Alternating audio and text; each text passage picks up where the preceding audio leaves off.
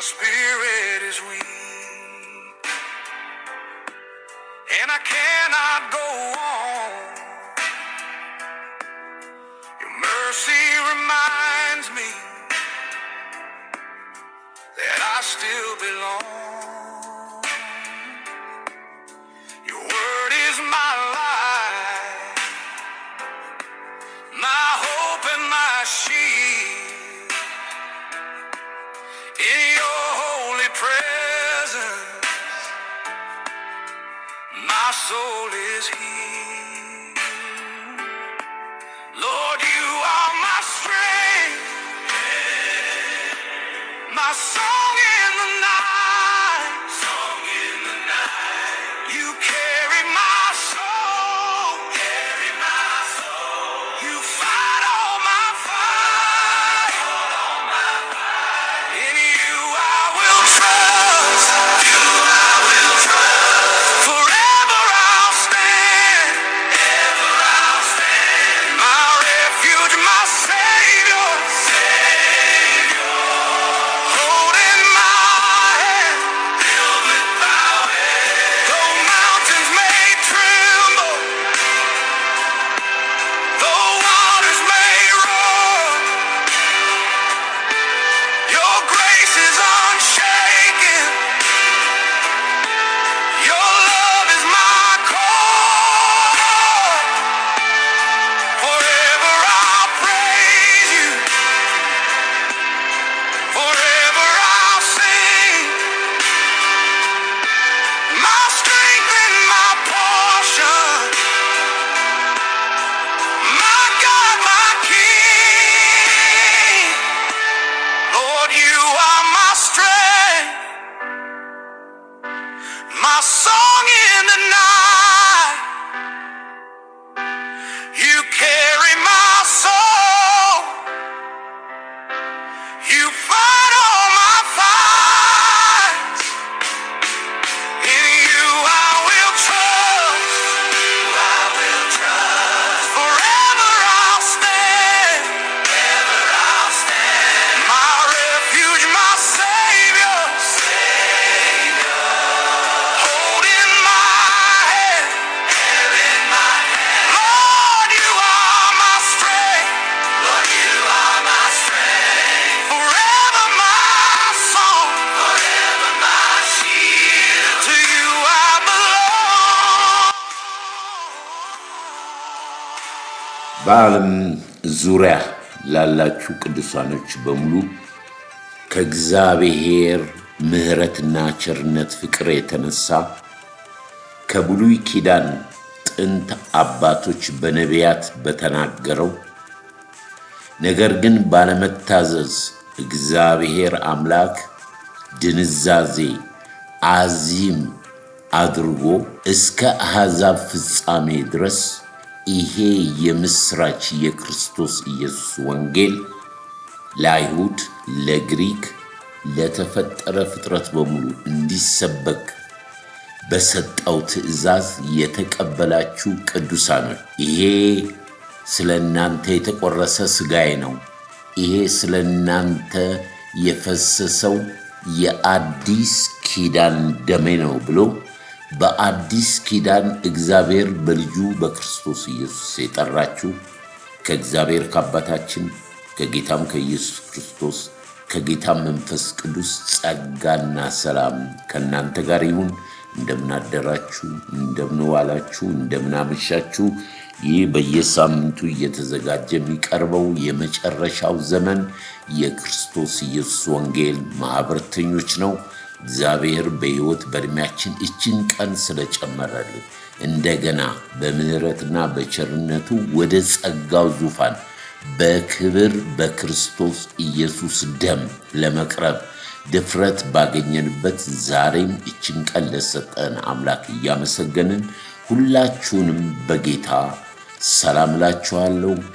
ቅዱሳኖች እንደሰማችሁት በዓለም ባለችው አብያተ ክርስቲያን በዓለም ዙሪያ ታላቅ የጸሎት ጊዜ ተደርጓል። በናይጄሪያ ከ280 በላይ በአንድ ቀን ክርስቲያኖች በቤተ ክርስቲያን በመንገድ በቤታቸው ክርስቲያን በመሆናቸው ሕይወታቸውን በማጣት በታላቅ ስደት ሞላው በዓለም ያሉ አብያተ ክርስቲያናት አዝነዋል። እንድንጸልይ ለቤተሰቦቻቸው መጽናናት እንዲሰጥ። ይሄ የዲያብሎስ ሥራ ነው። እንዲህ ሰውን በመግደል እግዚአብሔርን ያገለገሉ የሚመስላቸው ዘመን ይመጣል ተብሎ እንደተጻፈ በናይጄሪያ ክርስቲያኖች በስደት ላይ ቤታቸው እየተቃጠለ ቤተክርስቲያን እየተቃጠለ ከ280 ሰው በላይ ሕይወታቸው አልፏል። በዚህ ሁኔታ የናይጄሪያ መንግስት እርዳታ በመጠየቁ አሜሪካን ወታደሮቿን ወደ ናይጄሪያ በመላክ የክርስቲያኖችን የተለያዩ ሃይማኖት ክርስቲያኖች የሚያመልኩትን ለመጠበቅ በዚህ ሁኔታ ላይ ታላቅ ድንጋጤ ነው የተሰማውና ሁላችሁም በጸሎት በማሰብ ዘመኑንም በመዋጀት ልናስባቸው ይገባል። ስለዚህ ሁላችንም ተክተን የጌታን ፊት ቃሉን መንፈሱን በቅዱሳን ህብረት በአንድነት የምንገለገልበት በተለያዩ ድንቅ ዝማሬዎች መንፈሳችን ከነፍሳችን ጋር በመሆን እግዚአብሔርን ምሕረትና ቸርነት እያስብን ዕለት ዕለት ራስን በመግዛት ወደ ጸጋው ዙፋን በምስጋና የምንቀርብበት ቻናል ስለሆነ በድጋሚ ሁላችሁንም በጌታ ሰላም እላችኋለሁ።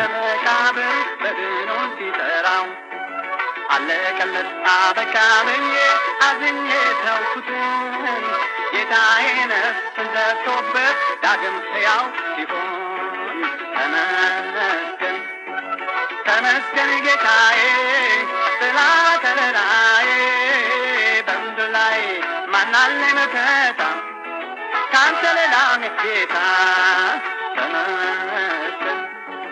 ተመስገን ጌታዬ ስላተረዳዬ በምድር ላይ ማን አለ መከታ ካንተ ሌላ ጌታ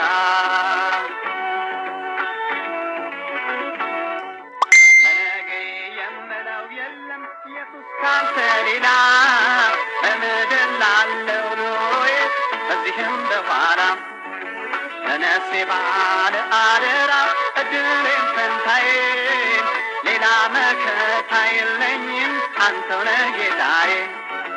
ተመስገን ተመስገን ጌታዬ ስላከለላዬ በምድር ላይ ማን አለ መከታ ካንተ ሌላ ጌታ ሌላ በምድር ላለው ኑሮዬ በዚህም በኋላ ለነፍሴ ባለ አደራ እድሌን ፈንታዬን ሌላ መከታ የለኝም አንተው ነህ ጌታዬ። ተመስገን ተመስገን ጌታዬ ስላከለላዬ በምድር ላይ ማን አለ መከታ ካንተ ሌላ ጌታ። ተመስገን ተመስገን ጌታዬ ስላከለላዬ በምድር ላይ ማን አለ መከታ ካንተ ሌላ ጌታ። ቅዱሳኖች የጌታ ጸጋ ከመንፈሳችሁ ጋር ይሁን። ጌታን እጅግ አድርጌ አመሰግናለሁ ይህን ዕድል ስለሰጠን። ባለፈው ሳምንት እንግዲህ የተመለከትነው ሐዋርያው ቅዱስ ጳውሎስ የታገለበት የተሰቀለውን ክርስቶስ እንሰብካለን በሚል ያንን የተናገረበት መለኮታዊ ምስጢር ያልተሰቀለ ክርስቶስ ወይንም ከክርስቶስ ጋር ያልተሰቀሉ ክርስቲያኖች አሉ ተጠንቀቁ በሚል የመጨረሻውን ዘመን የተመለከተ ያንን ተመልክተናል። የተሰቀለው ክርስቶስ ወንጌል ነው። ያልተሰቀለ ወይንም ኢየሱስ በሞቱ ዓለምን አላዳንም የሚል ወይንም ደግሞ ከብሉይ ኪዳን ጋር የተጣበቁ ያንን በተመለከተ ከብሉይ ኪዳንና ከአዲስ ኪዳን ጋር ያለውን ጦርነት መንፈሳዊ ጦርነት በዚህ ምድር ላይ ያለው የመናፍስት አሰራር በቤተ ክርስቲያን ውስጥ እንዴት እንደሚሰራ የሚቀጥል ትምህርት ነው የዛሬው። ልብ ልንል ልናስተውል ይገባል። ምክንያቱም እግዚአብሔር በኪዳኑ ታማኝ ነው። ሁላችንም እንደምናውቀው የብሉይ ኪዳን መጽሐፍ ወይም የብሉይ ኪዳን ሕዝቤ ላላቸው ለአብርሃም በገባው ኪዳን በስሙ ምሎ ማለት ነው። እግዚአብሔር የትም ቦታ ያልገባውን ለአብርሃም በስሙ ምሎ የገባው ኪዳን ነገር ግን በየዘመኑ ከአብርሃም፣ ይስሐቅ፣ ያዕቆብ፣ ዳዊት፣ ነቢያት፣ ነገስታት ጭምር የነበረውን መንፈሳዊ አመለካከት ከዚህ ከአብርሃም ኪዳን ጋር ከአብርሃም ከዘሩ ከወጣው ይሁዳ አንድ ሰው ነው። ኢየሱስን የሸጠው ይሁዳ አንድ ሰው ነው። ነገር ግን አይሁድ በሙሉ ኢየሱስን እንደሰቀሉት ነው ምናምነው፣ ብዙዎች የሚያምኑት ይሁዳ እያሉ። ነገር ግን መጽሐፉን ስናጠና መድኃኒታችን ኢየሱስ ክርስቶስ ከይሁዳ ነገድ እንደሆነ የይሁዳ ነገድ ከ12ቱ ነገድ የተመረጠው ያንን የአብርሃምን ቃል ኪዳን የሚፈጽምበት አሳልፈው ሰጡት እንጂ ገዳዮቹ ሮማውያን እንደሆኑ የዚህ የሮማውያን መንፈስ የምዕራቡ ሃይማኖት የጣዖት የተለያየ አማልክቶች ከባቢሎን፣ ከሶሪያ፣ ከግሪክ፣ ከሮም ጀምሮ እስከ ግብፅ እስከ ፈርዖን ቁጥር የሌላቸው የባዕድ አማልክቶች የበዙትን ይህንን የጣዖት አምልኮና ይህንን በአብርሃም በኩል የመጣው ኪዳን እንዲጠፋ የተደረገበት ዘመቻ በየትውልዱና በየዘመኑ ረቂቅ የመናፍስት አሰራር ነው። ያንን በተመለከተ ዛሬ የምንመለከተው አንድ ምስጢራዊ ቃል አለ። ይሄም ምንድነው? ብሉይ ኪዳንን ቤተ ክርስቲያን ወይም በክርስቶስ ኢየሱስ ደም መሰረት ላይ በሐዋርያትና በነቢያት መሰረት ላይ የተመሰረተችውን ቤተክርስቲያንንም ወስደን ብሉይ ኪዳን ማድረግ አንችልም። ብሉይ ኪዳንን አዲስ ኪዳንን ብሉይ ኪዳን በፍጹም ልናደርግ አንችልም። ቅድም የተነሳንበት ያንን በተመለከተ ጠለቅ ያለ የዘመኑን የመናፍስት አሰራርና የመጨረሻው ዘመን መገለጫ ከምስራቁ የጥንቶቹ ኦልድ ፋዘርስ የተባሉት ወንጌልን የሰበኩት በመጋዝ የተሰነጠቁት በድንጋይ የተወገሩት ተዘቅዝቀው የተሰቀሉት የሰውነታቸው ቆዳ ቀልጦ ለመንገድ መስሪያ ያደረጉት ሮማውያኖች በምን ጥላቻና በምን መንፈስ እንደሆነና ያ የምስራቁ ጤናማው የክርስትና ጌታ ኢየሱስ በሰጣቸው ትእዛዝ ከኢየሩሳሌም በይሁዳ በሰማርያ እስከ ዓለም ዳርቻ ድረስ ወንጌልን ስበኩ ብሎ በ30 ዓመት ምስራቁን በሙሉ አጠቃለው ሮም በደረሱበት ጊዜ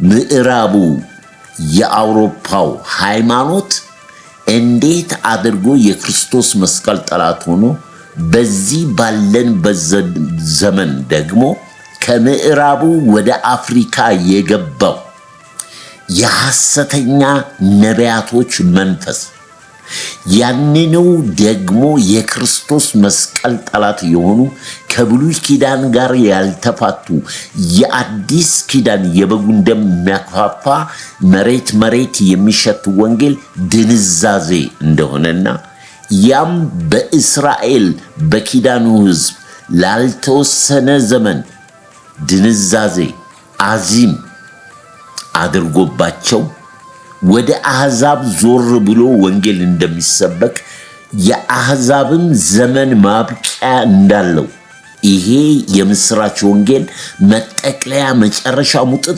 ያለበት ላይ እንዳለና ቤተክርስቲያን ክርስቲያን አሁን ያለበትን ዘመን ስናይ በመጨረሻው ዘመን ባለቀ ሰዓት ላይ እንዳለን የሚድኑት በጣም ጥቂቶች እንደሆኑ ለምን በዚህ በሁለቱ በማመሳሰል ያለየላቸው ክርስቲያኖችና ቤተክርስቲያኖች አሉ። ስለዚህ ይሄ የተሰጠን ስጋና የፈሰሰው ደም የአዲስ ኪዳን ደም ነው። አዲስ ኪዳን ነው። ይሄንን አዲስ ኪዳን እንግዲህ ከምን ጋር ነው እየተሸቀጠ ያለው? ያኛው ኪዳን ያኛው ሁሉ ነገር በነቢያትም በሁሉም የተነገረው ነገር እስከ አሕዛብ ፍጻሜ ድረስ አዚም ደካማ እንቅልፍ በእስራኤል ላይ ወድቋል። አያምኑም። ምክንያቱም ይሄ ኪዳን ይሄ የአሕዛብ ዘመን እስከሚፈጸም ማለት ነው። ይሄ የአሕዛብ ዘመን ሲፈጸም ከታላቁ መከራ በፊት ባለፈው ሳምንት እንዳየነው ንጥቀት ከሆነ በኋላ የታላቁ መከራ መጀመሪያ ላይ በኤልያስና በሙሴ መንፈስ የሚመጡ ድንቅና ታምራትን የሚያደርጉ ነገር ግን በኢየሩሳሌም ጎዳና የሚጎላቸው የዓለም ፍጥረት በሙሉ ይችን ኢየሩሳሌም እስራኤልን የንጉሱን ከተማ የሚወሩበት የአርማጌዶን ጦርነት የሚነሳበትና መጨረሻ ላይ በኪዳኑ ይሄ ዛሬ ለሰዎች የተሰጠ የምንለመንበት የጸጋ ወንጌል አብቅቶ ማለት ነው። ለኛም ያበቃን ፊቱን ወደ አይሁድ 120 ወደ ሆኑት በግንባራቸው ላይ የበጉ ደም ምልክት ያላቸው የመንግስቱን ወንጌል ይሰብካሉ። የክርስቶስን መንግስት ወንጌል ቤተ ክርስቲያን ከምድር ከተነጠቀች ቅዱሳን ከተነጠቁ በኋላ ማለት ነው። ያንን ዘመን የሚያይ ሰው ባይወለድ ይሻላል። ምክንያቱም ያ ለአይሁድ እንደገና የወጉትም ያውታል እንደገና ሁለተኛ እድል ነው። በዚህ በጸጋው ዘመን አሁን ነው እድል ያለው ወደ ተሰቀለው ወደ ክርስቶስ ኢየሱስ እውነትም ሕይወትም መንገድም የሆነው ካለኔም ደግሞ ምንም አታደርጉም በማለት በስሙ ከእግዚአብሔር አብ የወጣው ቅዱሱ መንፈስ ቅዱስ የሚያስተምራቸው ከዚህ ከሁለቱ አነጻጽረው የመጨረሻው ዘመን ኦልድ ፋዘርስ የመጀመሪያዎቹ 11 ደቀ መዛሙርት 12ቱም ከጳውሎስ ጋር የተጋደሉበትን የተሰቀለውን ክርስቶስ ወንጌል አሁን በምንም አይነት ሳናመቻምች ሳንቀይጥ ከሐሰተኛ ነቢያትና ከመናፍቃን ትምህርት በመለየት የተሰቀለውን ክርስቶስን ትንሣኤ ሕይወት የሆነውን ዳግም በክብር የሚመለሰውን ሁሉም የሚያዩት ምጽአቱን አይተናል። የመጀመሪያው ምጽአት ለቤተ ክርስቲያን ለቅዱሳን ነው። ሁለተኛው የሚመጣው ለአሕዛብና ለአይሁድ ነው። ያንን ተመልክተናል። ስለዚህ በዚች ቀን የምናየው ዛሬ የምናየው ልዩ ነገር ነው። ያልተፋቱ ያልተጣበቁ ገና ክርስቶስ ኢየሱስ ያልበራላቸው በዚህ በመጨረሻው ዘመን ለሐሰተኛው ክርስቶስ የሚያገለግሉ ቤተክርስቲያን ምን ውስጥ እንደገባችና ክርስቲያን ውስጥ ምን ውስጥ እንዳለን ዛሬ ቀን እያለ ቆም ብለን ወደ እውነት፣ ወደ ብርሃን፣ ወደ ጸጋው፣ ወደ መንፈሱ እንድንመጣ የሚያስጠነቅቅ ትምህርት ነው። ሁላችሁንም በጌታ ወዳችኋለሁ። ይህን ተከታትለን ለሌሎች ለእህት ለወንድሞቻችን ለቤተሰብ የምናስረዳበት የምንናገርበት ነው። ሃይማኖት አይደለም። ክርስቶስ የዘላለም ሕይወት ነው። እኔ ሕይወት እንዲሆንላችሁ ሕይወትም እንዲበዛላችሁ ነው። የበዛ ሕይወት የሚኖረው የተሰቀለውን ከሞት የተነሳውን ያረገውን ዳግም በክብር የሚመጣውን የአሕዛብ ዘመን ከማለቁ በፊት እኛ በምንም ተአምን መናገር የማንችልበት ዘመን እንዳለ ጌታ እኔ የአባቴን ፍቃድ የአባቴን ስራ ልሰራ መጥቻለሁ፣ እናንተ ግን ይሄንን ስራ የማትሰሩበት ዘመን ይመጣል ብሏል። ያ ምንድነው? የአሕዛብ ዘመን ሙላት ይባላል። ቤተ ክርስቲያን መንፈስ ቅዱስ ከምድር የሚነሳበት የዛን ጊዜ የሚሰራው ለአይሁዶች ብቻ ነው፣ ለተመረጡት ብቻ ነው፣ ለመንግስቱ ወንጌል ብቻ ነው። በዛን ዘመን ሰው ሊድን የሚፈልግ በሰይፍ ነው። በሰይፍ ያለፈው እንዳልን ሞት እንኳን ሰዎች የሚናፍቃቸው ዘመን አለ።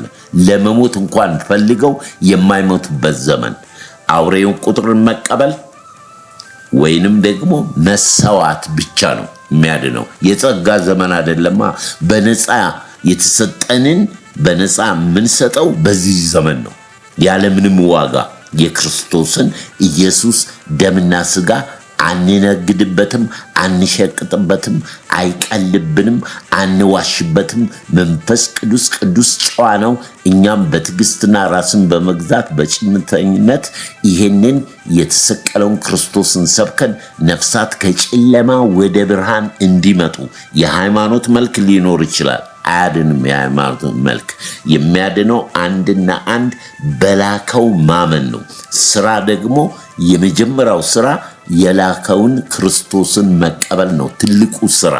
ትልቁ ስራ ካመንም በኋላ የእምነት መገለጫ ስራዎች እንሰራለን እንጂ በራሳችን በስራ ምንጸድቀው ምናመጣው ቅድስና የለም። እሱ ቅዱስ ሆናል። ስለዚህ ቤተክርስቲያንን የምናይበት ነው፣ ብሉይ ኪዳንና አዲስ ኪዳን። ያንን ለይተን ዛሬ የምንማርበት አጭር ነው። ሁላችሁንም በድጋሚ በጌታ ሰላም እላችኋለሁ፣ በክርስቶስ ፍቅር። ይህን ሼር ለሌሎች እንዲማሩበት ማለት ነው። አንድ ቃል ሰውን ይለውጣል። የእግዚአብሔር ቃል ደግሞ ምንም ሳያደርግ በከንቱ አይመለስም። የጀመርነው በስሙ ነው። ያለ እኔ ምንም ልታደርጉ አትችሉም ብሏል። ያለ መንፈስ ቅዱስ ምንም መረዳትም መገለጥም አይመጣልንም። በስጋ በአይምሮ በዚህ ዓለም ጥበብ ለማድረግ ከሞከርን እርሱ እግዚአብሔር ሞኝ አርጎታል። በዛ የሚድን የለም። ልጆችሽ ከእግዚአብሔር የተማሩ ይሆናል ብሏል። በመንፈስ ቅዱስ ነው የምንማረውና ክብር ሁሉ ለእግዚአብሔር ይሁን። ጊዜውን ሰዓቱን በጸሎት ለእግዚአብሔር አሳልፈን እንሰጣለን።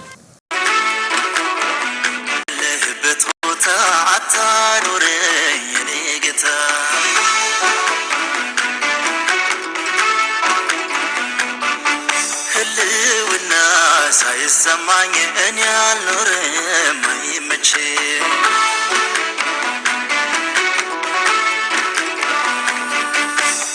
ዛሜን አሳምርልኝ የኔ ጌታ አሳምርልኝ፣ ለራሴ ምኞት ከቶ አትስጠኝ። መጨረሻዬን አሳምርልኝ የኔ ጌታ አሳምርልኝ፣ ዛሜን አሳምርልኝ የኔ ጌታ አሳምርልኝ፣ ለራሴ ምኞት ከቶ አትስጠኝ። ቅዱስና ሕያው ዘላለማዊ ጻድቅ የሆንክ እግዚአብሔር አባታችን ሆይ በክብር በክርስቶስ ኢየሱስ ስም በዚህ ቀን በዚህ ሰዓት ወደ ጸጋ ዙፋን እንቀርባለን። ለባሪያህ ለዳንኤል እንደተናገርክ የትንቢቱ ቃል እስኪፈጸም ድረስ መጽሐፉን ዝጋው፣ መጽሐፉ የተዘጋ ይሁን ብለህ በብሉይ ኪዳን ምስጢር የሆነውን መጽሐፍ ዝጋው ያልክ ጌታ በዮሐንስ ራእይ ጌታ እግዚአብሔር አባታችን ሆይ በዙፋኑ ከተቀመጠው መጽሐፉን ወሰደ፣ መጽሐፉንም ከፈተው፣ ማኅተሙንም ተረተረው፣ ማኅተሙንም ሊፈታ ተቻለው።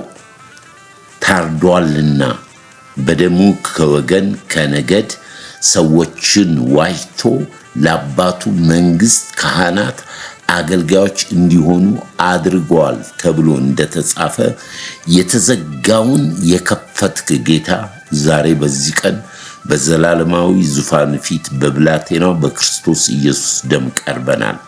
ይሄ የተከፈተው ምስጢር የሆነውን የገለጥክ መንፈስ ቅዱስ ሆይ ለእያንዳንዳችን በዚህ ቀን በዚህ ሰዓት የመጨረሻውን ዘመን የመልእክትህንና ጌታ እግዚአብሔር ሆይ በአብርሃም በኩል በኩል በስም በማልከው ኪዳን እንዴት ወደኛ እንደደረሰና ለኛም ደግሞ ዘመን ብቻ ተቀጥሮ እንደተሰጠን በዚህ ዘመን እውነትን አውቀን በመንፈስ ቅዱስ ኃይል ለሌሎች የምንደርስበትን ጸጋና ጉልበት እንድሰጠን እኛም ደግሞ ነፍሳችንን እስተመጨረሻው በጸጋና በመንፈስ ባንተ እርዳታ እንድንቆይና አንተን ለመቀበል የሚያበቃ ጸጋ እንድትጨምርልን በክርስቶስ ስም እንጸልያለን። ይህንን የማይወድ የጠላት የጨለማ የአጋንንት ስራ በዚህ ዓለም አየር ላይ ያሉ እርኩሳን መናፍስት እግዚአብሔር ሆይ በበጉ በክርስቶስ ኢየሱስ ደም የተቃጠሉ ይሁኑ፣ በስም ስልጣን የፈረሱ ይሁኑ። ጌታ በዚህ ቀን የሳቱ ይመለሱ፣ የወደቁ ይነሱ። አባታችን ሆይ ከጨለማ ወደ ብርሃን የምታመጣበት እውነት የተገለጠው መዝገብ ይናገረን። አባት ሆይ እኔንም እርዳኝ፣ የሚሰሙትንም እርዳቸው። ሰዓቱን ጊዜውን ለታመነው መንፈስ ቅዱስ አሳልፌ እሰጣለሁ። በክብር በክርስቶስ ኢየሱስ ስም አሜን። ገንዘብ ሳልመነዝር ሩቅ መንገድ ሳልሄድ አቀበት ቁልቁለት ሳልወጣ ሳልወርድ ኢየሱስ ክርስቶስ ገና ከማለቴ የሰላሙ መስፍን ገባ ወደ ቤቴ። ኢየሱስ ክርስቶስ ከሌለው ተድላና ገንዘብ ገዳይ ነው። አየነው በሩቅ በቅርብ የለንም መክለያ ሰበብ። እስቲ ቀመስኩትን ቅመሱ የሕይወት እንጀራ ነው እሱ። ቢበላ ቢጠጣ ቢለበስ ለሁሉ መልስ ነው ኢየሱስ።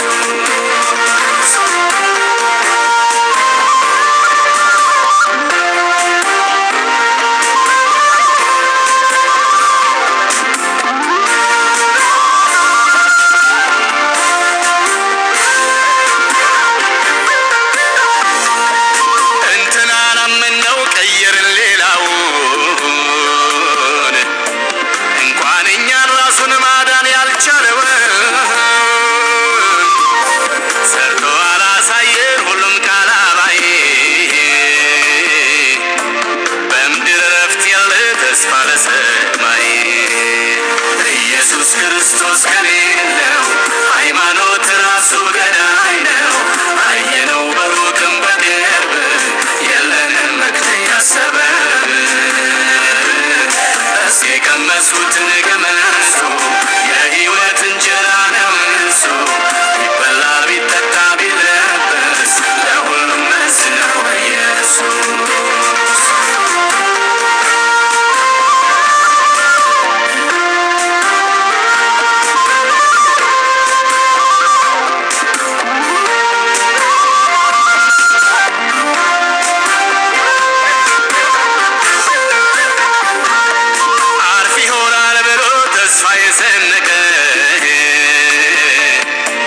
የምድሩን ጨርሶ ጨረቃም ዘለቀ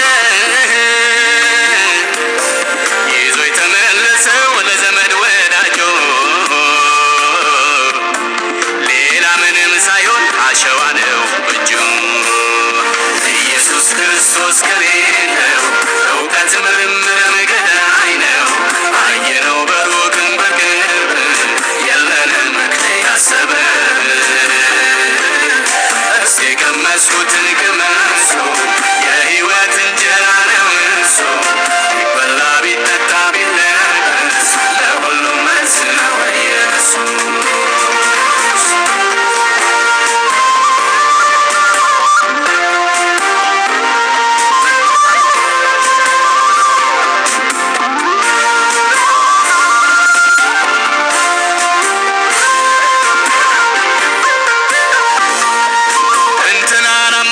ቀየርን ሌላውን እንኳን እኛን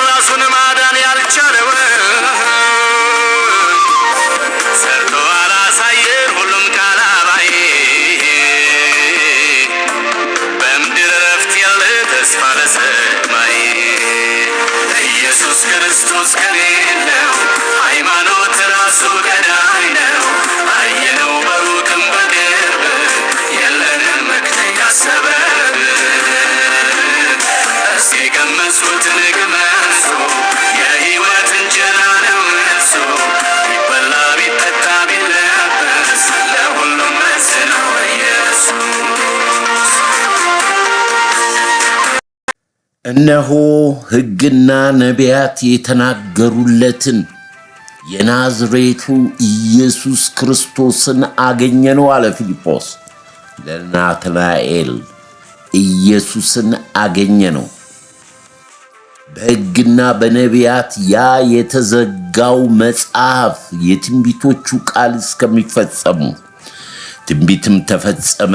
እነሆ ድንግል ትጸንሳለች፣ ወንድ ልጅንም ትወልዳለች፣ ስሙንም ኢየሱስ ትለዋለች።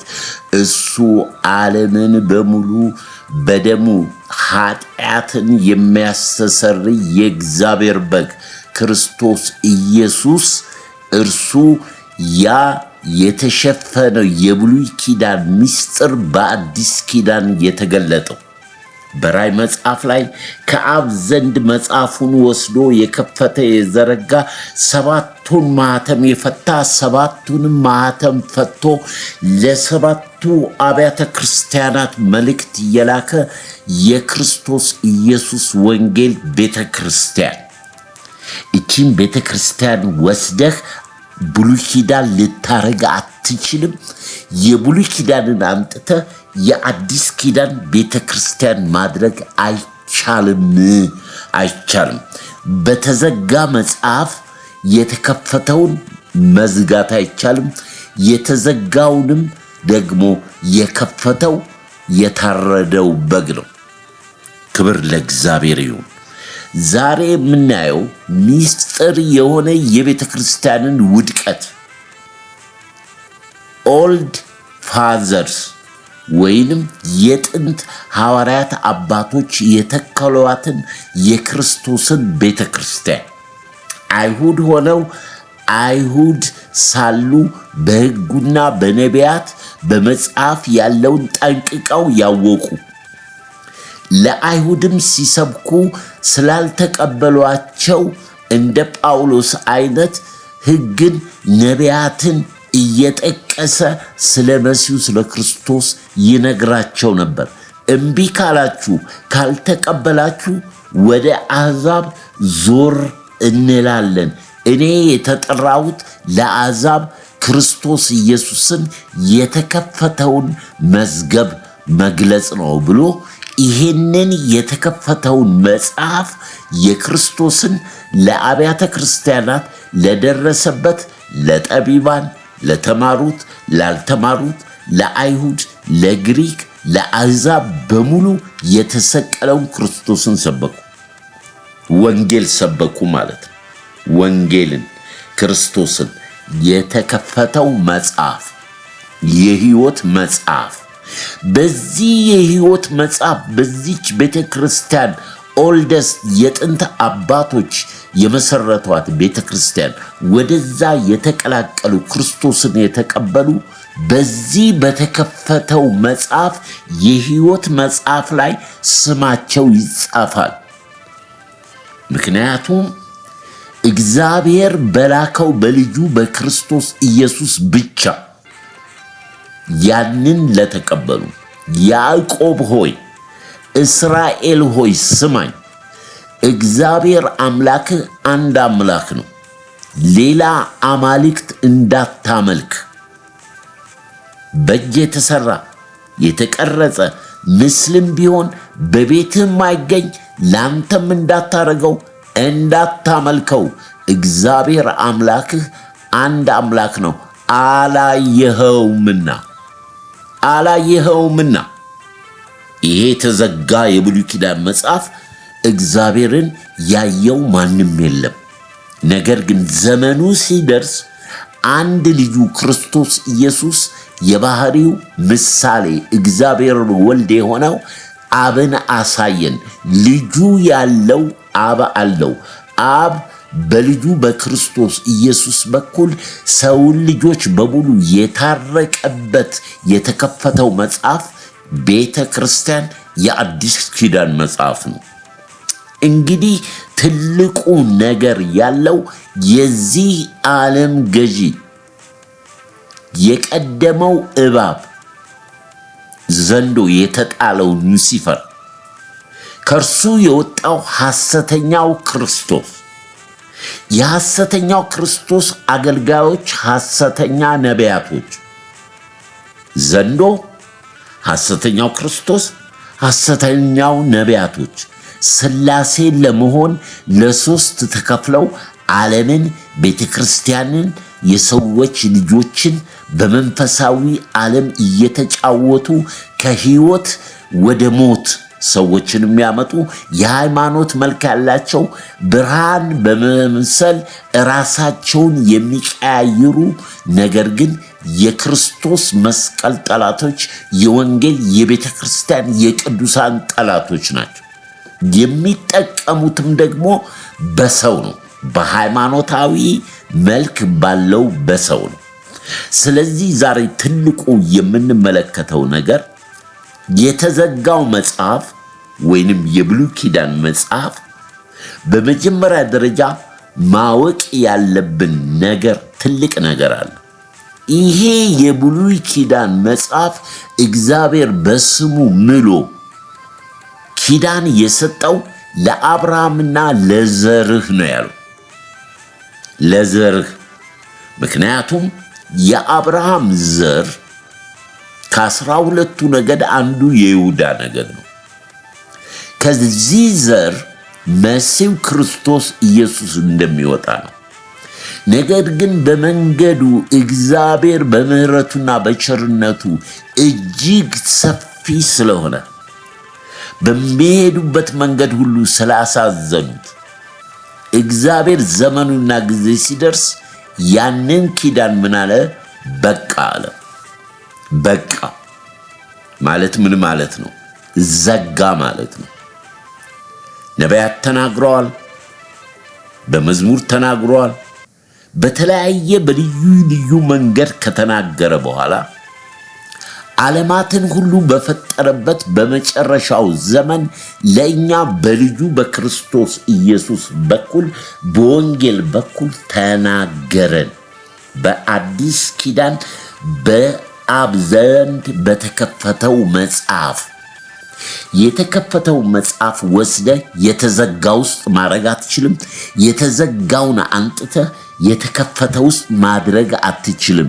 ይሄ ጥበብና ዕውቀት መገለጥ ይጠይቃል። ምን ማለት ነው ይሄ? ሐዋርያት ኦልድ ፋዘርስ ሕይወታቸውን የሰጡት ይሄንን የኋላቸውን ትተው የቀደመውን ትተው ወግና የአባቶችን ሥርዓት ትተው እግዚአብሔር የተጠየፈበትን ነገር ትተው አምልኮቱን ትተው ወደ ክርስቶስ ወደ ቀራንዮ ወደ መስቀሉ ዞር እንዲሉና በስሙ በእርሱ አማካኝነት የተመሰረተች ቤተ ክርስቲያን አለች። ቤተ መቅደስ አይደለም። ቤተ መቅደስን አንጥተ ቤተ ክርስቲያን ውስጥ መትከል አትችልም። ቤተ ክርስቲያንን ወስደ ቤተ መቅደስ ውስጥ መትከል አትችልም። ዕውቀት ጥበብ ይጠይቃል።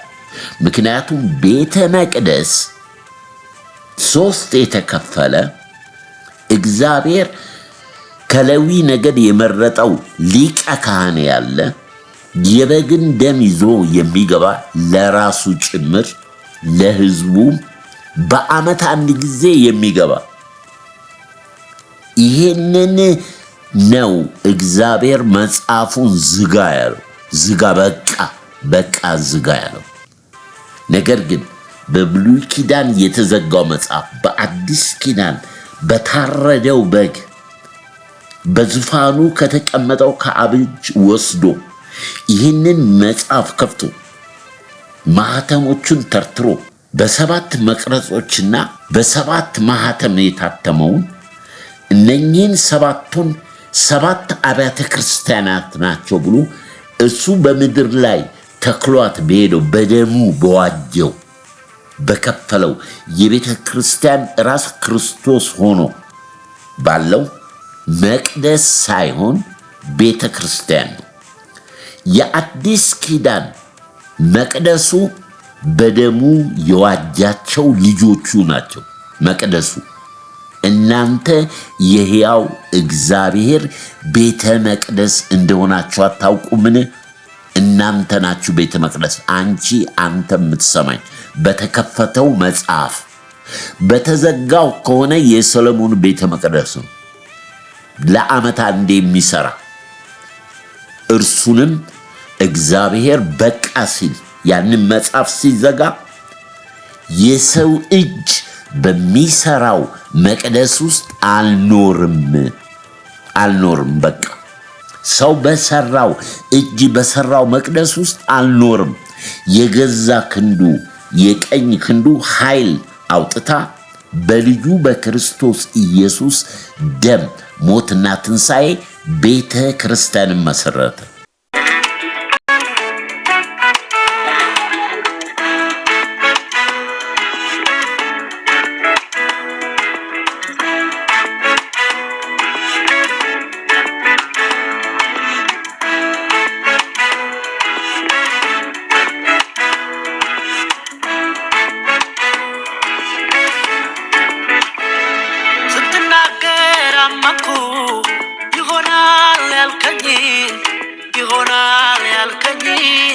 አደርጋለሁ ያልከኝ ስታወራኝ ሰማሁ ትደርሳለህ ያልከኝ ፈጽማለሁ ያልከኝ አደርጋለሁ ያልከኝ ትታመናለህ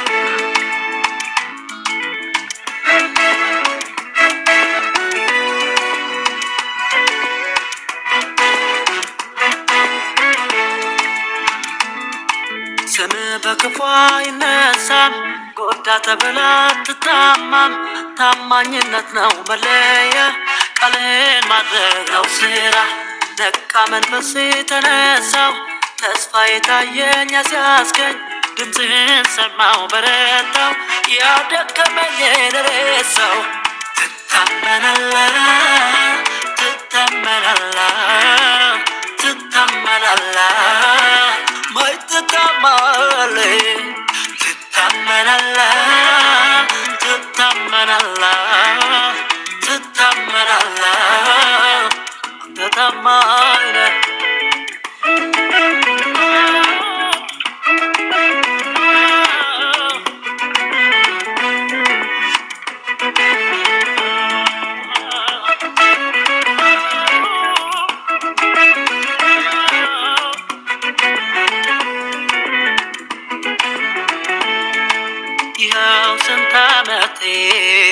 ከኢየሱስ ጋር ስኖር ቃሉን ሳያጥፍብኝ ይኸው ስንት ዓመቴ አልለቅህም ብሎኝ እጁ ላይ ማደጌ ይኸው ስንት ዓመቴ ሀሳብ አልቀየረም ያለውን ሲያደርገው ይኸው ስንት ዓመቴ ያደረገው ሁሉ ልክ እንደ ቃሉ ነው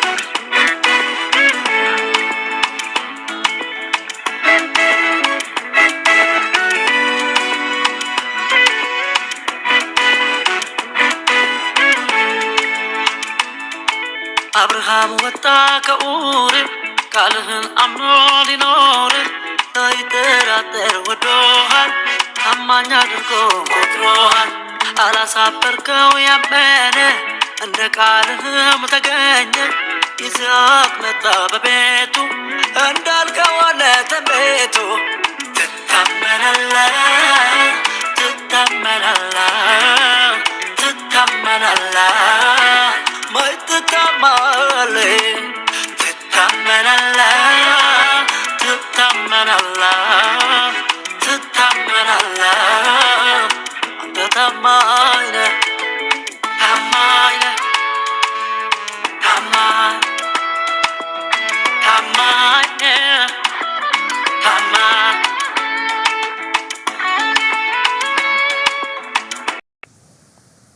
የቤተ ክርስቲያን ቅዱሳን መቅደሱ ናቸው። በደሙ የተዋጁ የተገዙ ዋጋ የተከፈለባቸው ከብሉይ ኪዳን ሕዝብ ይልቅ በክርስቶስ ኢየሱስ ልጆቼ የተባሉ ልጆቹም አባ አባ ብለው የሚጮሁበት የልጅነት መንፈስ ቅዱስ የተሰጣቸው በመንፈስ ቅዱስ ማህተም የታተሙ የተለዩ በምድር ቢኖሩም የሚኖሩት ግን ለላኛው ለሰማይ መንግስት በምድር አምባሳደር ሆነው ሊኖሩ በምድር የተዋቸው ቤተ ክርስቲያን ቅዱሳንን የዘመኗን ቤተ ክርስቲያን እንግዲህ ከኦልድ ፋዘርስ ወይንም እነኛ ዋጋ ከከፈሉት አባቶች የምስራቁ ቤተ ክርስቲያን በየሄዱበት ወንጌልን እየሰበኩ ቤተ ክርስቲያንን እየተከሉ መንፈስ ያለባቸውን እየሾሙ በተለያየ ስፍራ ላይ የክርስቶስ ቤተ ክርስቲያንና የዳነው ሕዝብ ቁጥር ሲበዛ ሮማውያን በሚገዙበት ዘመን በሮም ውስጥ ብዙ አማልክት ጣዖቶች እንደነበሩ በሰለጠነችው በግሪክ መዓት ጣዖቶች እንደነበሩ ከዛም አልፎ ወደ አፍሪካ በግብፅ ምድር የነበረው የፈርዖን ከ10 የሚበልጡ አማልክቶች የነበሩ ይህንን ሁሉ የያዘችው እቺ ምድር ዛሬም በመናፍስቱ ዓለም የምትዋጋው የክርስቶስን ቤተ ክርስቲያን ወይንም ክርስቲያንን ነው። በምንድን ነው የሚዋጉት?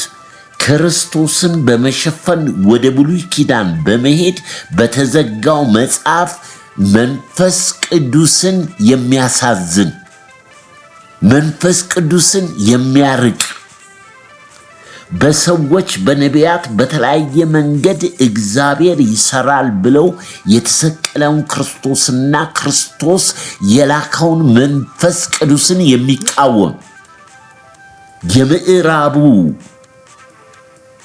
ሃይማኖት ወደ አፍሪካ ዘልቆ ገብቶ በተለይ በዚህ 10 ዓመት 12 ዓመት የሐሰተኛው የነቢያት መንፈስ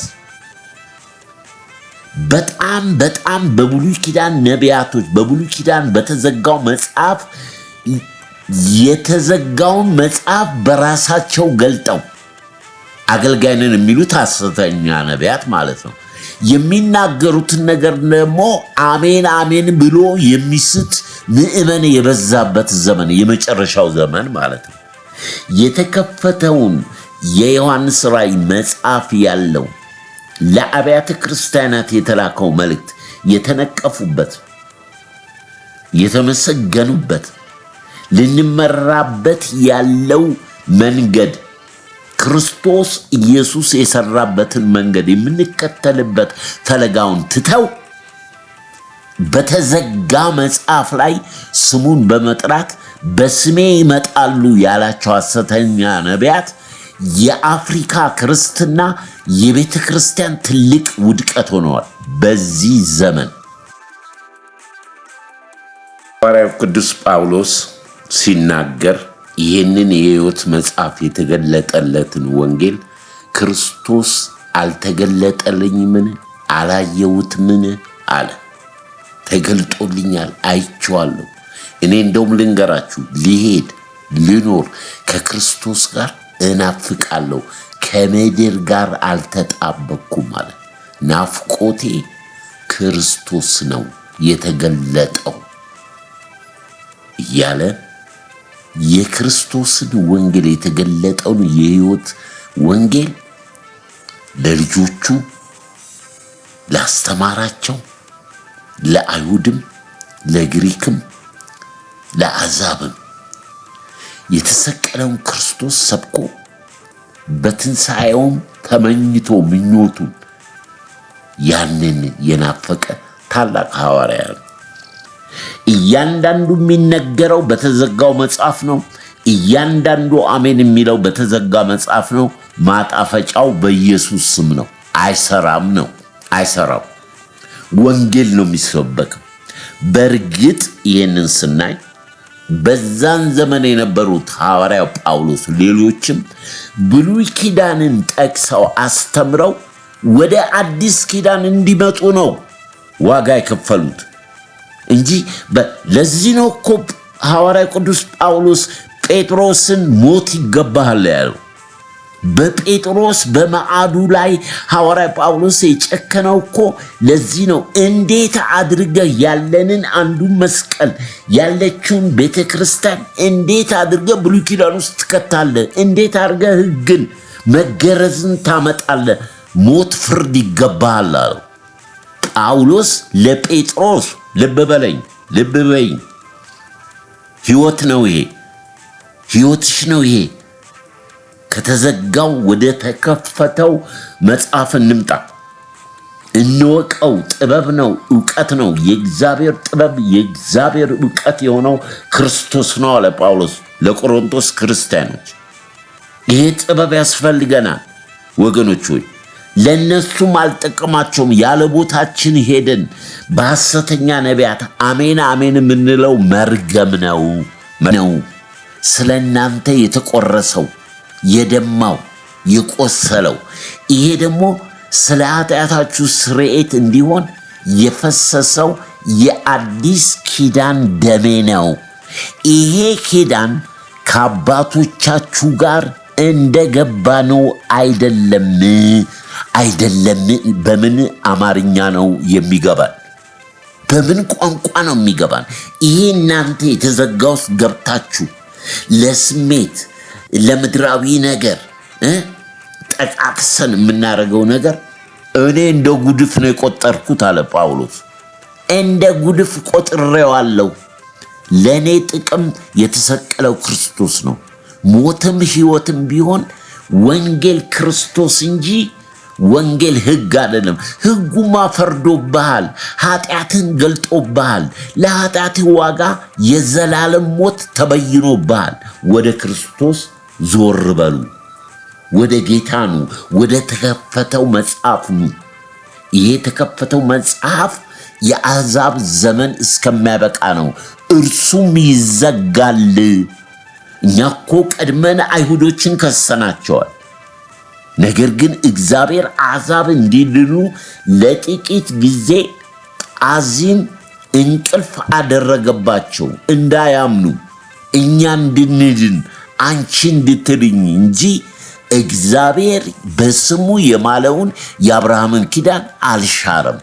ሕጉም ቅዱስ ነው፣ የሰጠውም እግዚአብሔር ቅዱስ ነው። ሰው ሊፈጽመው አልቻለም። ነገር ግን የተሻለ ተገኝቷል። የተሻለ ነው። ከሙሴ የተሻለ፣ ከአብርሃም የተሻለ፣ ከነቢያት የተሻለ፣ ከዳዊት የተሻለ፣ ከመልአክም የተሻለ ክርስቶስ ከሁሉ የሚበልጥ ያለ የነበረ የሚኖር አልፋ ኦሜጋ መጀመሪያና መጨረሻ የሌለው መጽሐፉን ከፍቶታል። የሕይወት መጽሐፍ። ይህንን መጽሐፍ ብላ ሕይወት ያለው በሱ ውስጥ ነው። ስለዚህ ይህችን ቤተ ክርስቲያን ወስደህ ብሉይ ኪዳን ማድረግ አትችልም። የብሉይ ኪዳንን አንጥተህ ቤተ ክርስቲያን ማድረግ አትችልም። በቃ ይሄ በእግዚአብሔር ቃል ላይ ማመፅ ነው። በመንፈስ ቅዱስ ላይ መሳደብ ነው። የተገለጠው ለሚያምኑት ነው። የተዘጋባቸው ለሚጠፉት ነው። ምርጫ ነው። ምርጫ በፊትህ ሁለት መንገድ አለ አስቀምጫለሁ። ሞትና ሕይወትን አስቀምጫለሁ። ምረጥ። ምርጫ ነው። በተዘጋው ትሄዳለህ፣ በሕጉ ትሄዳለህ። ሂድ። መጨረሻ የዘላለም ሞት ነው። በተከፈተው በሕይወት መጽሐፍ ትሄዳለህ። ሕይወትም እውነትም መንገድም ክርስቶስ ነው። በእርሱ ያሉ አብ አላቸው፣ ሕይወት አላቸው። አብ ልጁን እንደተቀበለ እግዚአብሔር በደሙ ለዓለምና በዓለም ውስጥ ላሉት ሁሉ ዋጋ ከከፈለ በኋላ ሄዶ ለአባቱ ትእዛዝ እንደፈጸመ ከተናገረ በኋላ እግዚአብሔር አብ አባታችን ጠላቶችን የእግር መርገጫ እስከማደርግ ድረስ በቀኜ ተቀመጥ። የሰጠኸው በምድር ላይ የቤተ ክርስቲያን አገልግሎት የአሕዛብ ሙላት እስኪፈጸም ድረስ፣ ከዛስ ዳግም ትሄዳለህ ነው፣ ዳግም ትመለሳለህ። የሰማያቱ መንግስት በምድር ላይ ይመሰርታል ጌታ። ይሄ ነው። አሁን ምንድነው የገባ ነው? ከምስራቁ ጤናማው ወንጌል ወደ ምዕራብ ሄዶ በግሪክ ፈላስፎች፣ በሮማውያን ወታደሮች፣ በሮማውያን አማልክት፣ በዲያና በግብፅ አማልክት፣ በፈርዖኖች፣ ከዛም አልፎ አሁን ወደ አፍሪካ የገባው የሐሰተኛ ነቢያቶች የሐሰተኛው ክርስቶስ መንፈስ በምድር ላይ በሀገራችን ላይ ባለችው የወንጌላውያን አብያተ ክርስቲያናት ትልቅ ሸክም ውድቀት ሆኗል። ራሳችንን ብንመረምር ባልተፈረደብን ኖሮ ባልተፈረደብን። ለምንድን ነው ያለፈው ሳምንት ያየን? እኔ በእናንተ መካከል ስኖር ኢየሱስን ያውም የተሰቀለውን ካለርሱ በስተቀረ ምንም ነገር እንደማላውቅ ተረድቻለሁ። በእናንተ መሃል ስኖር ምንም ነገር አይሁዳዊ ነው፣ በገመሊያ እግር ስር የተማረ ነው፣ ለሃይማኖቱ የቀና ነው፣ የቢንያም ነገድ ነው። ከቢንያምን ነገድ አልፎ ዕብራዊ፣ ከዕብራዊም ዕብራዊ የአብርሃም ነገድ። ይህ ሰው ከብሉይ ኪዳን ከተዘጋው መጽሐፍ ወደ ተገለጠለት ክርስቶስ ፊቱን አዙሮ እስከ ሞት ድረስ ወንጌልን ሰበከ። ዛሬ የሚሰበከው ምንድን ነው? በተለያየ ቦታ ላይ ሂዱ፣ ሮጠው ብሉይ ኪዳን ነው የሚገቡት። እኔ ብሉይ ኪዳን የእግዚአብሔር ቃል ነው፣ ግን ለአንተ ለአሕዛብ አልተሰጠም። አንተ አሕዛብ ነህ፣ እኔ አሕዛብ ነኝ። አንታበይ። በመንፈስ ቅዱስ ላይ ተረከዛችንን አናንሳ። ለተሰጣቸውም አልጠቀማቸውም። ዝጋው ነው ያለው። ዝጋው፣ መጽሐፉን ዝጋው።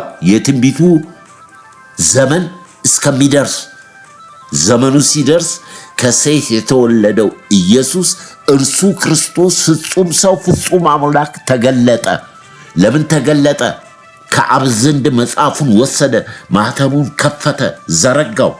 ሰባቱ ማኅተም ለሰባቱ አብያተ ክርስቲያናት በደሙ ለዋጀው ለቤተ ክርስቲያን ሰጠ። ወንጌል ክርስቶስ ነው። ይሄ ነው።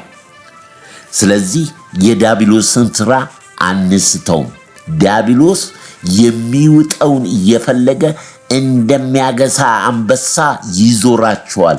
እናንተ ግን ተክታችሁ ተቃወሙት። እንዴት ነው የምንቃወሙ? አሁን እኮ ስንቃወሙ ሰዎች ማንፈራጃ ረገህ፣ በፍርድ ላይ አትቀመጥ፣ የእግዚአብሔር ሰው ማለት እንኳን ምን ማለት እንደሆነ ያልገባው ትውልድ ነው። ነቢይ ማለት ራሱ ምን ማለት እንደሆነ አልገባው። ነቢይ ማለት የእግዚአብሔር አፍ ነው። ነቢይ ደግሞ ከአንድ በስተቀር ነቢይ የለም። በሕይወቱ ካለ እውነተኛ ከእግዚአብሔር የተጠራ ነቢይ በሕይወቱ ካለ ሌላ ነቢይ አይሾምም። የተማርነው የተዘጋው መጽሐፍ ያስተማረን ይሄ ነው። ነገር ግን በአዲስ ኪዳን ነቢያቶች ቢኖሩ ስለ ክርስቶስ ነው የሚናገሩ፣ ስለ ወንጌል ነው የሚናገር፣ ስለ ሕይወት ነው የሚናገር፣ ስለ መንገዱ፣ ስለ መከራው፣ ስለ ትንሣኤው፣ ስለሚመጣው መንግስት፣ ስለ ዳግም ምጽአት ነው። ከምድር ጋር አጣብቋችሁ አሜን አሜን የምትሉ ጠብ የሚል ነገር የለም። ወደ ክርስቶስ ወደ ተከፈተው መጽሐፍ መንፈስ ቅዱስ ወደሚያብራራው መጽሐፍ ተሻገሩ። በጣም ነው ልብ የሚሰበረው። ለምን እንደው ክርስቶስ ሲቀልባቸው ክርስቶስ እኛ እኮ አዲስ ኪዳን አማኝ ለዓለም ለምድር ጨው ነን፣ ብርሃን ነን። እንዴት ነው ሰው ወደ ጨለማው የሚመለሰው? እንዴት ወደ እሬት ወደ ሞት ይመለሳል? እግዚአብሔር አብ ከሰማይ የምወደው ልጄ እርሱ ነው፣ እርሱን ስሙት አለ። ጌታም ብሎ በምድር ላይ ምን አለ? ሙታን የእግዚአብሔርን ልጅ ድምፅ የሚሰሙበት ሰዓት ይመጣል አለ። ዘመን አይደለም፣ ሰዓት። የትኛው? የመጨረሻው ሰዓት፣ የጌታ ምጽአት ጊዜ። በምድር ላይ ያሉት አልሰማ ያሉት፣ ሙታን ግን የእግዚአብሔርን ልጅ ድምፅ ይሰማሉ። ጌታ ወደ ሲኦል ወንጌልንም ይሰብካል። ክብር ለመንፈስ ቅዱስ ይሁን። እንትናን አምነው ቀየርን ሌላውን፣ እንኳን እኛን ራሱን ማዳን ያልቻለውን ሰርቶ አላሳየን ሁሉም ካላባይ። በምድር ረፍት ያለ ተስፋ ለሰማይ። ኢየሱስ ክርስቶስ ከሌለው ሃይማኖት ራሱ ገዳይ ነው። አየነው በሩቅም በቅርብ የለንም መክተያ ሰበብ። እስኪ ቀመሱትን ቅመሱ፣ የሕይወት እንጀራ ነው እሱ። ቢበላ ቢጠጣ ቢለበስ ለሁሉም መልስ ነው ኢየሱስ።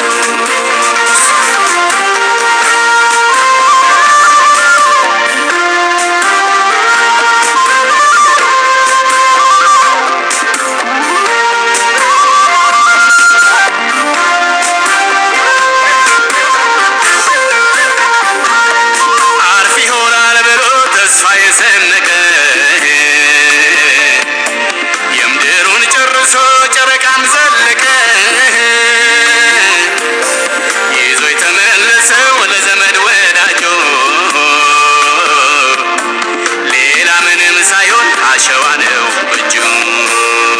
ኢየሱስ ክርስቶስ ከሌለው እውቀት ምርምርም ገዳይ ነው። አየነው በሩቅም በቅርብ የለንም መክተያ ሰበብ። እስኪ ቀመሱትን ቅመሱ፣ የሕይወት እንጀራ ነው እሱ። ቢበላ ቢጠጣ ቢለበስ ለሁሉም መልስ ነው ኢየሱስ።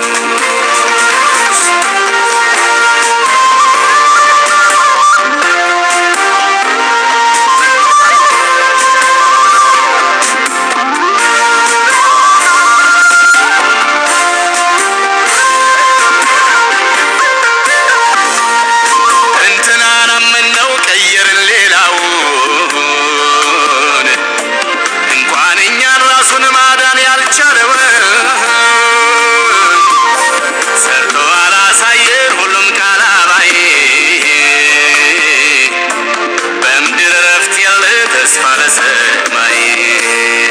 ኢየሱስ ክርስቶስ ከሌለው ሃይማኖት ራሱ ገዳይ ነው።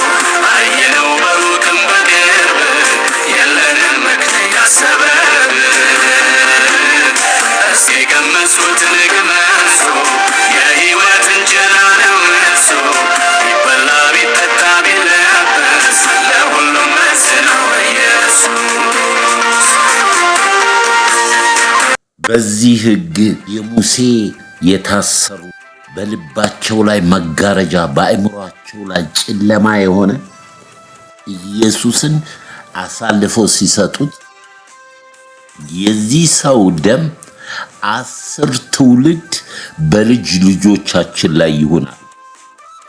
ያንን ተናግረው በሐዋርያት ዘመን በዚህ ስም ሁለተኛ እንዳታስተምሩ፣ ይህን ስም እንዳትጠሩ፣ የዚህን ሰውዬ ደም በእኛ ላይ ልታመጡ ነው የተናገሩትን እንኳን የማያስተውሉ ናቸው። ይሄ ሁሉ ምንድን ነው ወገኖቼ ሆይ? ከምንም ከሰው ጋር እንዳታያይዙት። ከሰው ጋር የተያያዘ መንፈሳዊ ውጊያ ነው።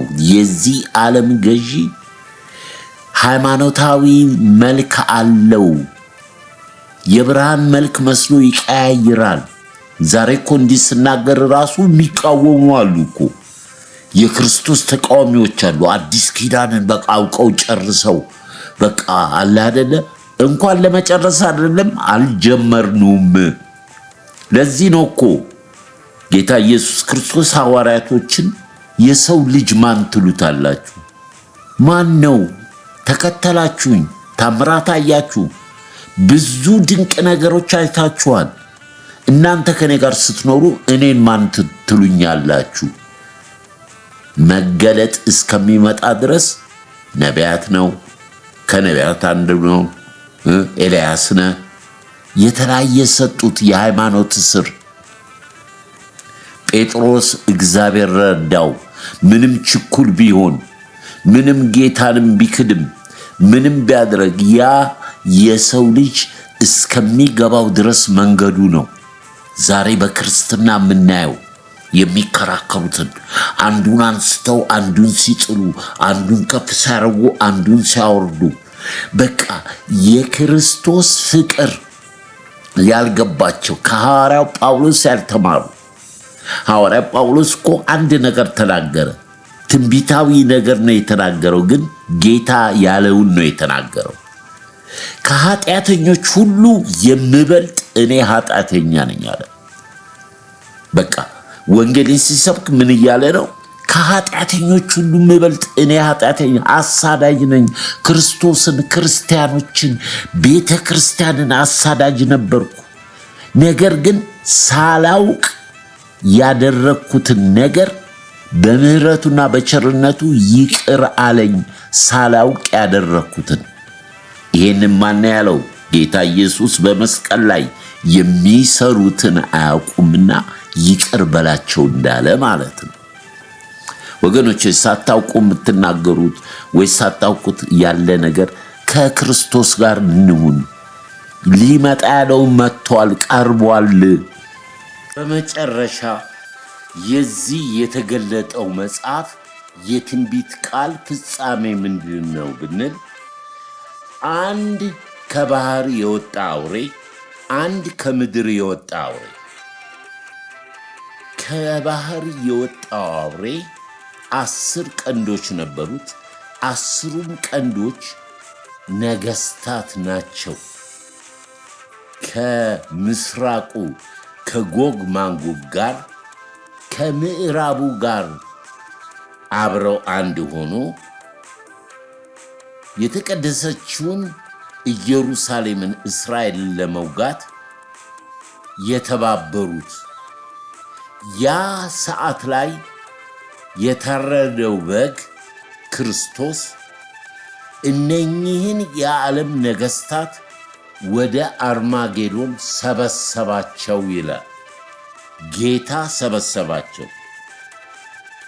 የወደቀው ሳጥናኤል ሐሰተኛው ክርስቶስ በመቅደሱ ላይ እኔ ክርስቶስ ነኝ ብሎ በዛን ዘመን፣ ከዛ ደግሞ ሐሰተኛ ነቢያቶችን ሰብስቧቸው ወደ አርማጌዶን አመጣቸው።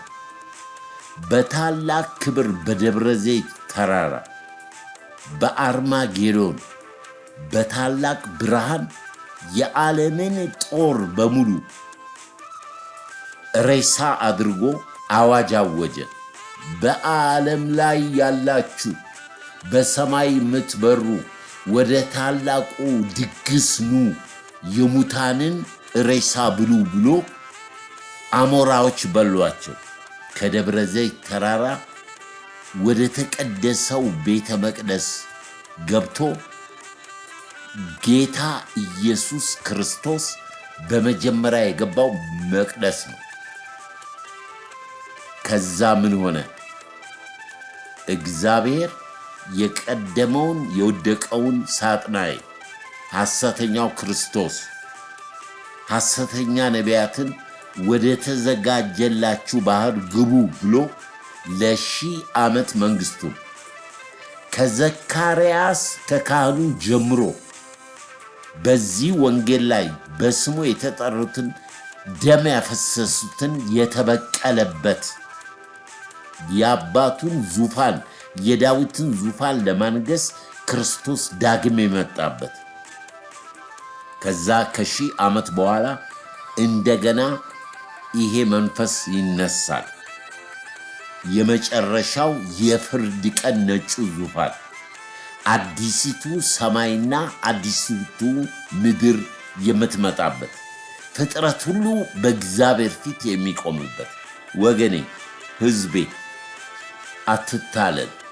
የተሰቀለው ክርስቶስ መጀመሪያም መጨረሻም የሌለው ፍጹም እውነት ነው። ከሱ ጋር መጣበቅ ያዋጣል። በመጨረሻው ላይ በፍርድ ሰዓት ላይ ሁሉም ይቀርባሉ። አዲስ ሰማይ አዲስ ምድር ሲመጣ ለዘላለም ከአምላካችን ጋር ከጌታችን ጋር ለዘላለም ይኖራል። ለቅሶ የለም፣ ሞት የለም፣ ማጣት የለም፣ ግብር የለም፣ ጥላቻ የለም፣ ክፋት የለም፣ ዘረኝነት የለም፣ መናፍቅነት የለም፣ አስመሳይነት የለም። የበጉ ደም የክርስቶስ ኢየሱስ መንግሥት ለዘላለም ከአምላካችን ጋር የተከፈተው መጽሐፍ በዚህ ነው የሚጨርሰው። አዎ እመጣለሁ፣ ማራናታ፣ እኔ እመጣለሁ። ሙሽራይቱም ቤተ ክርስቲያን ና ትላለች። ዛሬ የምትሰሚኝ የምትሰማኝ ይሄ በሕይወትም በሞትም እያለህ የምታየው የሚገለጥ እውነት ነው። ለዚህ ነው ክርስትና ሃይማኖት ሳይሆን ሕይወት ነው። የዘላለም ሕይወት ያለፈው ሳምንትና 70 ዓመት ነው 80 ዓመት ነው ያስጨነቀህ። የዘላለም እግዚአብሔር በእቅዱ በልጁ በክርስቶስ የወሰነው የዘላለም መንግሥት የዘላለም ሕይወት አለ። ወደዛ ነው የምትጠሩት። አትታለሉ፣ አትሸወዱ። የሰይጣንን የመናፍስትን ሥራ ንቁበት። ኢየሱስ ክርስቶስ ጌታ ነው። ወይ እኛ እንሄዳለን ወይ ጌታ ድንገት ይገለጣል። ዓለም ተፈጥሮ ባለፈው እንዳልነው ግዑዛን ነገሮች ሳይቀሩ የእሱን መገለጥ ዳግም ምጽአት ይናፍቃሉ። ፍጥረታት በሙሉ ለማረፍ ዓለም ተጨንቃለች፣ ምድር ተጨንቃለች።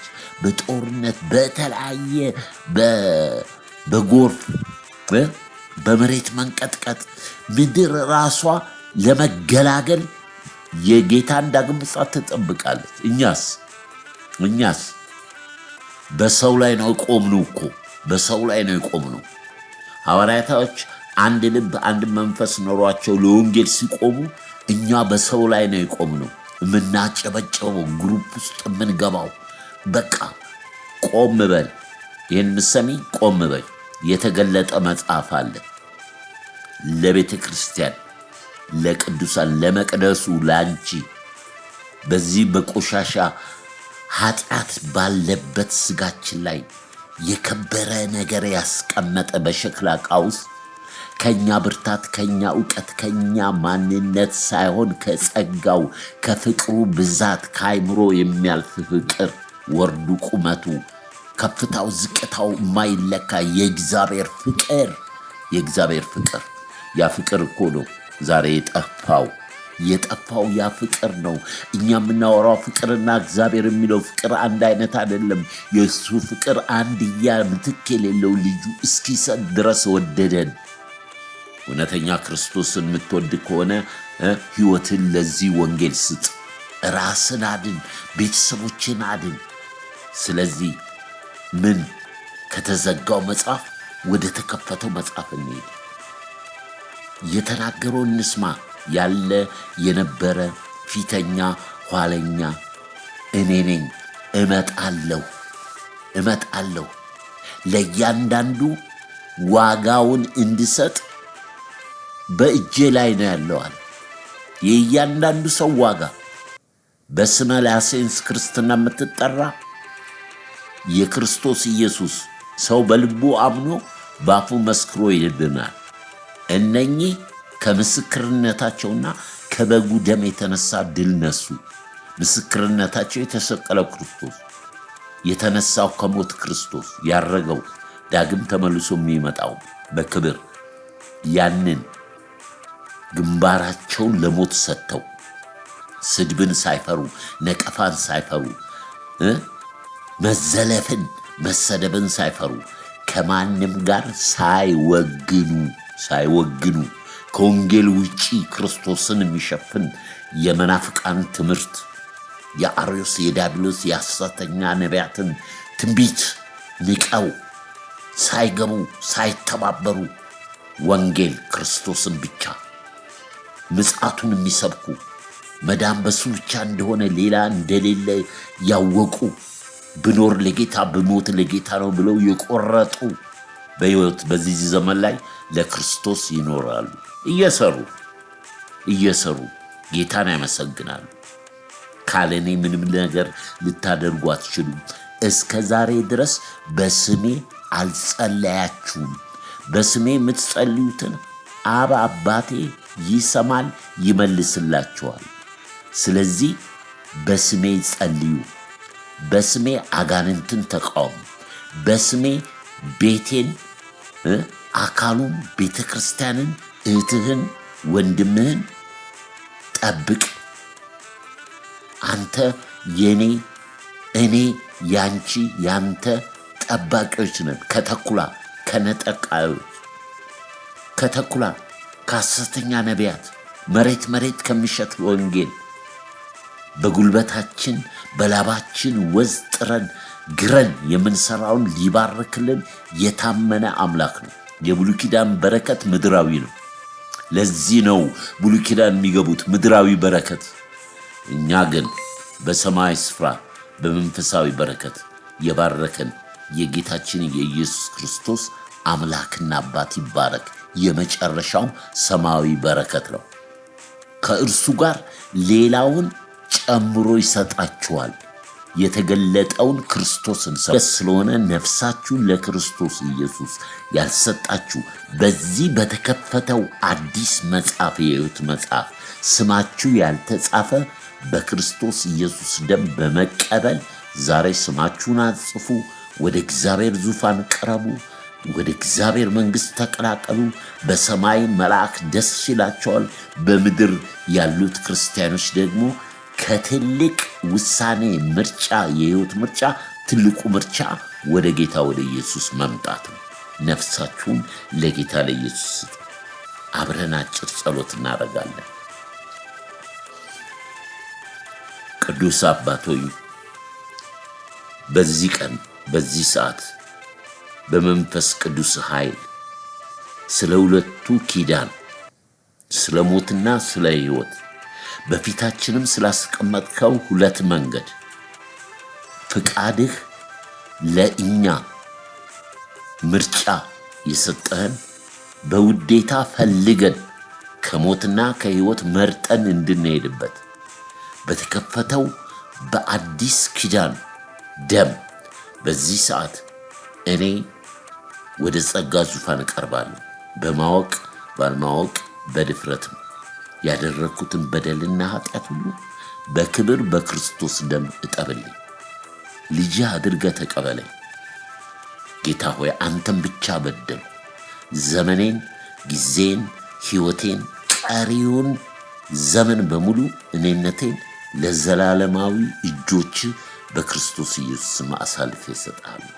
ልጅ አድርገህ ስለተቀበልከኝ አመሰግናለሁ። ቃልህን አስተምረኝ፣ ጸሎት አስተምረኝ። ከቅዱሳን ጋር ኅብረት እንዳደርግ እርዳኝ። ወደ ቀናው ወደ እውነተኛው መንገድ ምራኝ። ልጅ አድርገህ ስለተቀበልከኝ በክብር በክርስቶስ ኢየሱስ ስም አመሰግናለሁ። አሜን። ክብር ለኢየሱስ ይሁን። ሥጋን፣ ዓለምን፣ ሰይጣንን ክዶ ወደ ክርስቶስ መምጣት የዘላለም ሕይወት ነው። ይቺ አጭር ነች። ያለፈው ሳምንት እንዳየነው ምርጫ ነው። 60ና 70 ዓመት ቢበዛ 80 ዓመት ወይንስ የዘላለም ሕይወት? በዛ የራሳችን ምርጫ ነው። ክርስቶስ ፍጹም ሰው፣ ፍጹም ሕይወት፣ እግዚአብሔር ወልድ መለኮት ነው።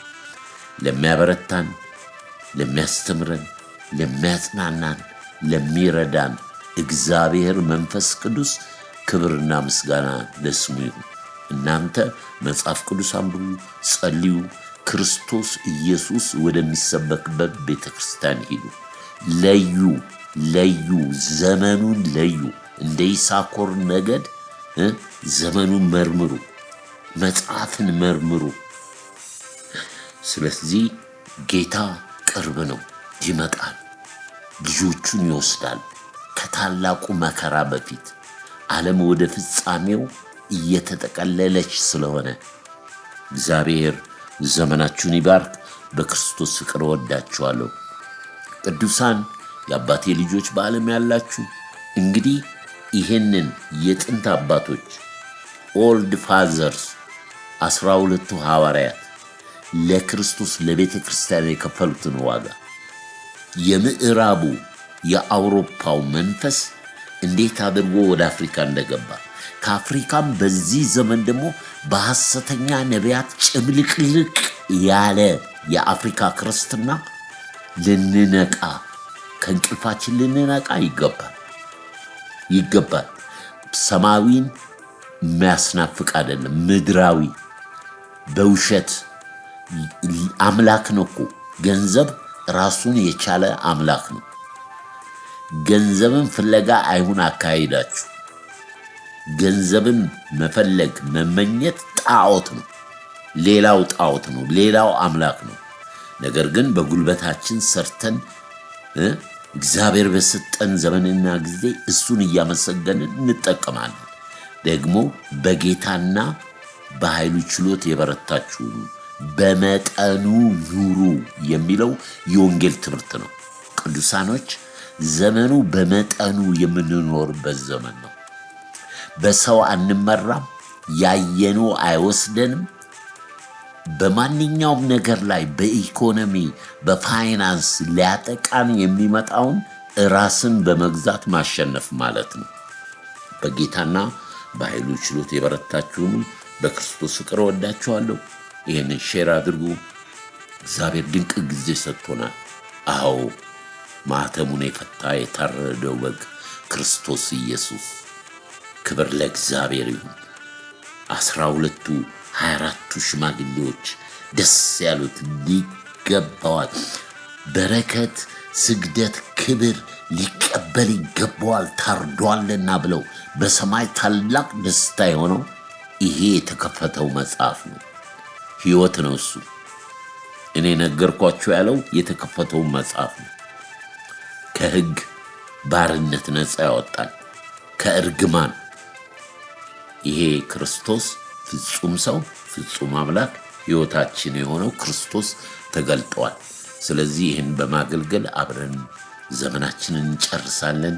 የጌታ ጸጋ ከመንፈሳችሁ ጋር ይሁን። ቅዱስና ሕያው እግዚአብሔር አባት ሆይ እናመሰግንሃለን፣ እናከብርሃለን።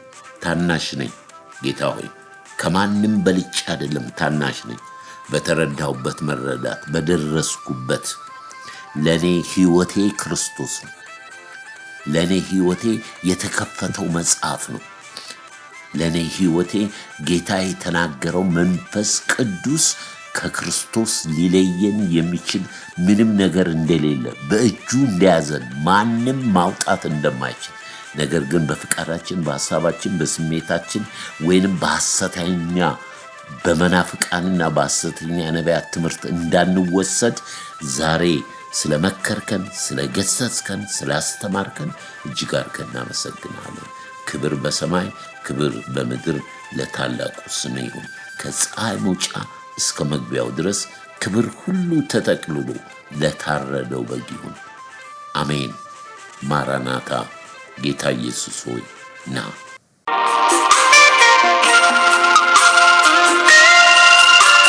የደህንነቴ መደምደሚያ የክብር ስሜን መጠሪያ ማረግ ሆነ በሞት እኔም ተባልኩኝ ልጅ። የደህንነቴ መደምደሚያ የክብር ስሜን መጠሪያ ማረግ ሆነ በሞት እኔም ተባልኩኝ ልጅ።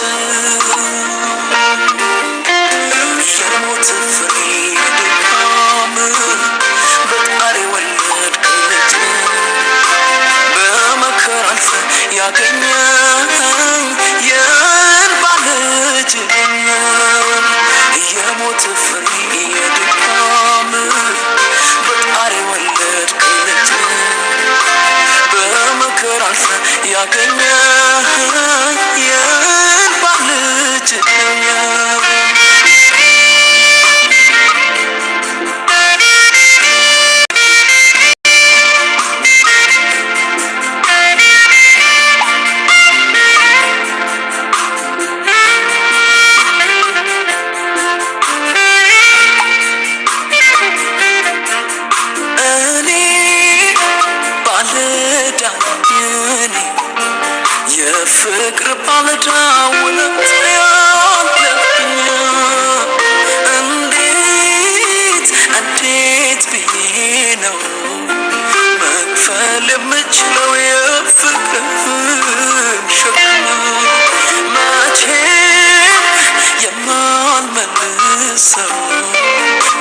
ልክፈል እንኳን ብዬ ብጀምር ማለዳ ፍቅርን አንቺው ሰጠኸኝ ታዲያ አይደለም ወይ የፍቅር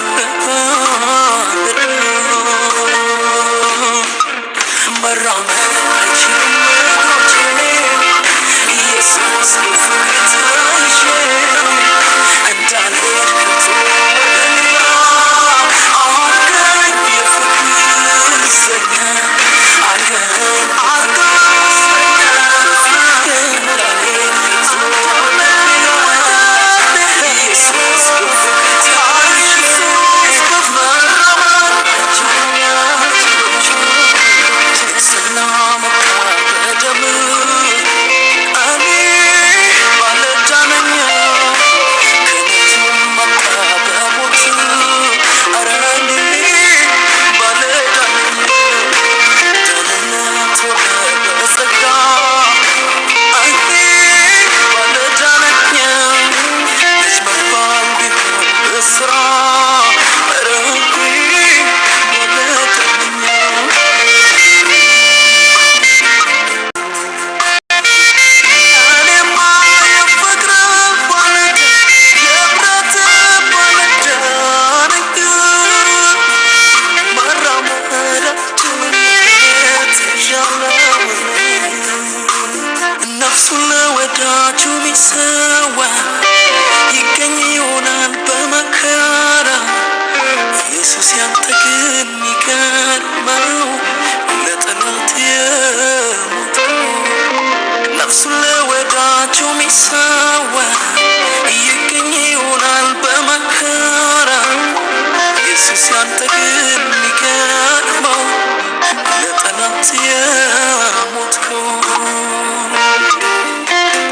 እድሜ ዘመኔን የሚገዛ ልቤን ያዘወለተ የፍቅር ዕዳ አኖርክብኝ ሳልወድ ወደኝ እድሜ ዘመኔን የሚገዛ ልቤን ያዘወለተ የፍቅር ዕዳ አኖርክብኝ ሳልወድ ወደኝ መልክና ውበት ጠፋ እኔ ባለዕዳ ነኝ በሰው ተንቀህ ጥላ ኧረ እኔ ባለዕዳ ነኝ ተፈወስኩኝ አንተ ቆስለህ እኔ ባለዕዳ ነኝ ደዌ ሕመሜን ወሰድህ ኧረ እኔ ባለዕዳ ነኝ When my spirit is weak and I cannot go on, your mercy reminds me that I still belong. Your word is my life, my hope and my shield. In your holy presence, my soul is healed.